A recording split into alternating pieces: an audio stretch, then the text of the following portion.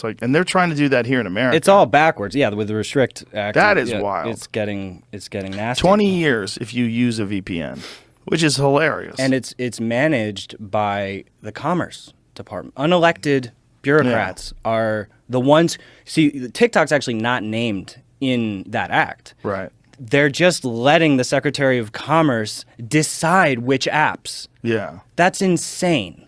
It's insane. So, Dan Crenshaw posted about it. He thinks it's not that big a deal because he thinks that, there's a lot of acts that get pushed and then they never get passed through. But what's disturbing is just the idea, the desire to do this, and the fact that imagine if it did get passed. I mean, it's just a fucking full-on assault on free speech.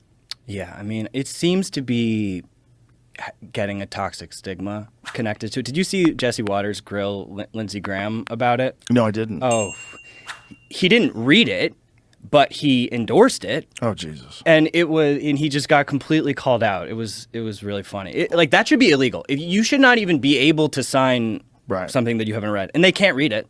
It's too long. Right. There's not enough time. There's not enough time. That's a lot of these acts, right?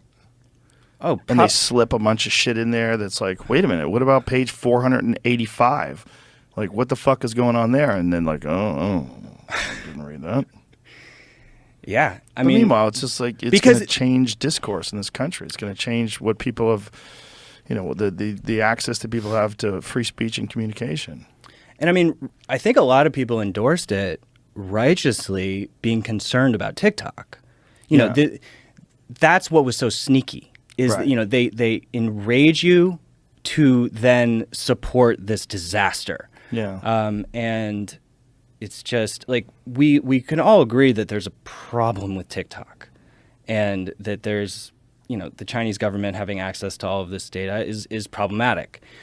But like there should be an encrypt act, encrypt everything, but you can't go around banning apps. It just doesn't work. It's irrelevant. People are going to use VPNs. I think this act needs. I don't think it's going to make it. I hope you're right. Yeah. Because more people are talking about it. Tulsi Gabbard posted a big thing about it. There's a lot of people that are up in arms. But my concern is, if it wasn't for social media, that act, which was kind of ironic, right? If it wasn't for social media and people sharing this and becoming outraged and people discussing this, it would have slipped right through, like the Patriot Act did. The Patriot Act existed in a time where there wasn't social media, and people weren't really aware of what they were pushing through until it was too late. Yeah, I think there's much better solutions. I mean, did you watch any of the TikTok CEO getting grilled? Yes, I did. Okay, so, that was interesting because, he seemed like a sober guy. But in his point was, well, you have to have consistent standards for other social media companies too. I mean, right. How do we know that Facebook and Google, just because they're US based, doesn't mean that they're not giving data to China? We have no idea. We have no idea. So that's really the issue. We need to understand what specifically are all of these apps doing. They should be labeled very specifically, and we're starting to see some of that happen. But the thing is, you can't know with these proprietary apps because they're just not sharing anything.